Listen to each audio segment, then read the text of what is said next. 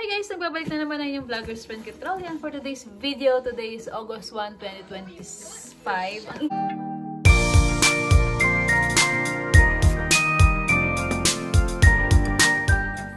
August 1, 2025 and from work ako guys. Naka-uniform na naman tayo. And naisipan ko lang mag-vlog ng what's in my bag. Charot. Hindi kasi parang yung first vlog ko yata dito is what's in my... ang tawag doon, hospital bag kasi manganganak na ako kung babalikan niyo yung mga previous vlog. So ngayon, what's in my bag naman? Yung bag na dala-dala ko talaga sa work guys. So ito yung bag ko. Naka-backpack ako lagi. So ito coach bag na maliit lang siya. Tingnan natin kung gaano kadumi yung bag ko guys. So dalawa lang naman yung bottle niya tapos meron dito sa gilid which is tingin ko walang laman. Hindi, may ball pen. So ano to? Biglaang naisip ko lang na mag-vlog ng what's in my bag. Ball pen, tapos tingnan nyo naman, merong crayon. Nilagay na naman siguro ng anak ko dyan. So, ayan. Then, dito sa maliit na bag, sa isang maliit na pocket, tingnan natin kung ano meron. Ito, ID, guys. So, dito pala sa pinag-workan ko, ayan yung ID, ganyan. Nakalagay lang is first name, hindi nilalagay yung last name kasi may mga issue ganyan, hindi ko na alam yung issue about sa previous. Then yung second ID is ito naman, ini-scan namin to guys kapag kapag papasok kami sa per room, ganyan. Discan kasi yon. And tawag dito, kapag kukuha kami ng uniform, ganyan, ito rin yung ginagamit naming ID. Then, yung third ID, nandito lang nakalagay yung, ano ba to, mga emergency contacts. Then, yung last one, yung mga sutures na ginagamit namin sa OR, guys. Merong form talaga siya, kung ano yung katumbas nun. Ano yung mga, like ito, babasahin ko. Yung Maxon, yung mga ganyan, yung monocryl, biosine, mga ganyan. Then, nakalagay dun kung absorbable o hindi. So, depende kung anong gustong sutures ng surgeon. At least, meron kayong, meron cheat sheet dito sa likod ng ID. Then, yung next is yung Tracor.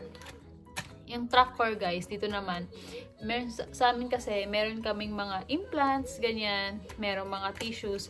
So, itong Tracor ID, yun yung ini-swipe namin dun sa, para siyang cabinet, guys, na nandun yung mga tissues, nandun yung mga implants. Tapos, kapag kailangan ng doktor yun, mag-i-scan kami, lalabas dun yung date kung kailan namin kinuha. Kasi yung ibang implants, meron yung mga expiration, ganyan.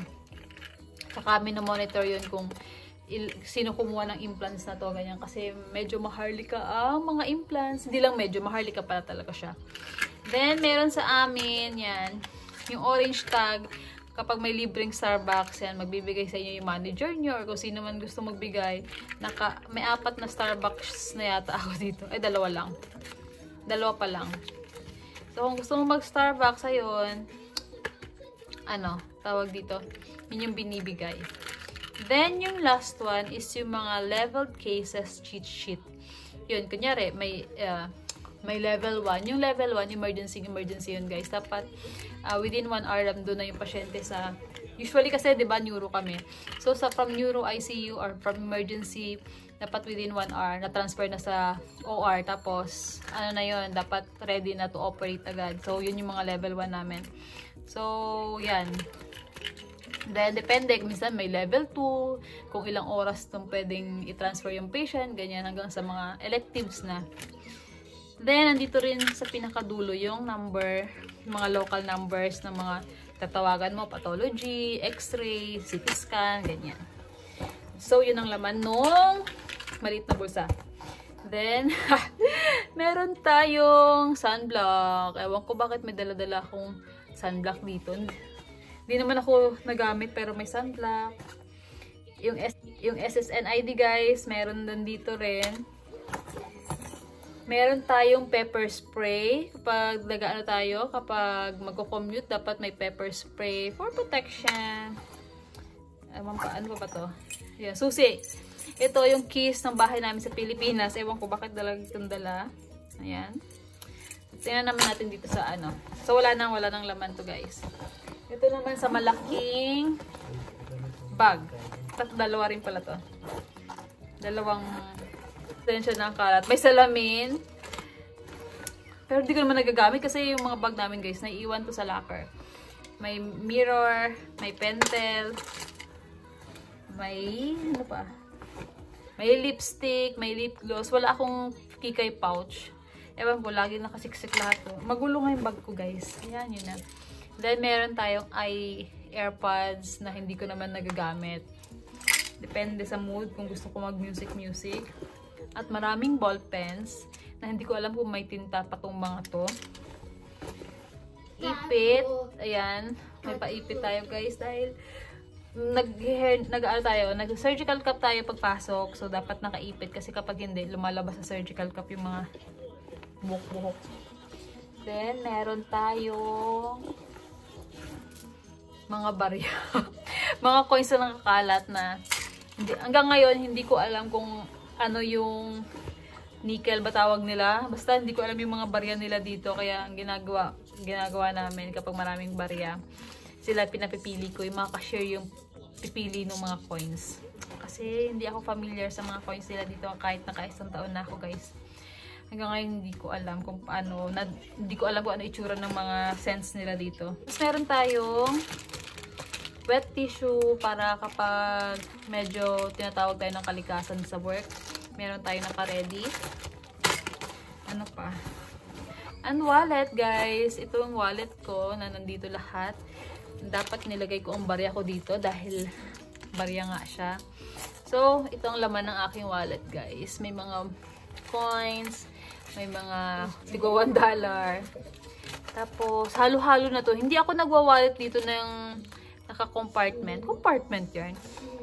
Ewan ko, bakit, hindi ako nagwa-wallet ng ganon. Ano lang, ito lang talaga. Then, yung mga IDs, bakit may Truewish, hindi ko alam. Then, credit card. Pati relo ko nandito sa loob ng wallet. Debit card. Yung Costco membership, guys, nandito. May pa-ID din ako dito na galing pa sa Philippines. Yung ginamit namin sa US Embassy, nandito pa. And, ano pa ba laman nito? And SSN cards ng mga bata. Sa akin, SSN. Mga state ID cards nila na sa akin. Kasi, kay daddy naman, sa kanya naman yung mga green cards ng mga bata. Para lang may identification sila hawak-hawak ko at hawak-hawak ni daddy. Kapag umaalis kami, tigisa kami ng identification ID. Kasi hindi mo alam minsan kung kailan nila kakailanganin ng ID. Then, meron din palang Sam's Club, guys. Member din ako neto. Hindi ko alam bakit automatic na member ako nung nakaraan. Hindi naman ako nagpa-renew. Pero okay lang. Para mapadaan ulit kami doon. Then, yung aming medical card. Ano ba tawag dito? Medical, dental card. Ito yung ginagamit namin. Ito yung pinapakita namin. Dito yung ID number. Papakita lang namin to doon sa pupuntahan naming clinic or hospital or natawag doon, urgent care, mga ganyan. And syempre, yung green card dapat laging dala, guys. Kasi in case of emergency, dapat meron kang ma-provide. Lalo na ngayon, mainit-init tayo ng mga immigrants, ganyan. So, dapat lagi kang merong ganyan. So, ayun lang ang laman ng aking wallet. Ang laman ng aking magulong bag. Tingnan nyo naman kung gaano kagulo ang laman ng bag ko, guys. Bakit ganyan kagulo? Nandito pa yung head cap ko. So, ayun lang. So, dun ko na tapusin ang aking what's in my bag vlog, guys. Kasi nag-aaya na naman ang aking asawa. Pupuntahan kami ngayon. And, ayun lang. Magulo ang aking bag. Kasi gulo ko lagi. Dapat talaga, inisip ko nga minsan talaga, hindi na mag-bag. Kaya lang, gusto ko lang may nakasupit-supit sa likod ko. Supit-supit sa likod ko, no? So, ayun lang. Thank you for watching this vlog. See you in our next vlog. Bye! Bye! Ika na. Ano mga dito? Huwag ka na dito. Dito, parang may bilog-bilog. Parang may kulani. Ba tawag ko? Hawakan mo. Hawakan mo. Ha?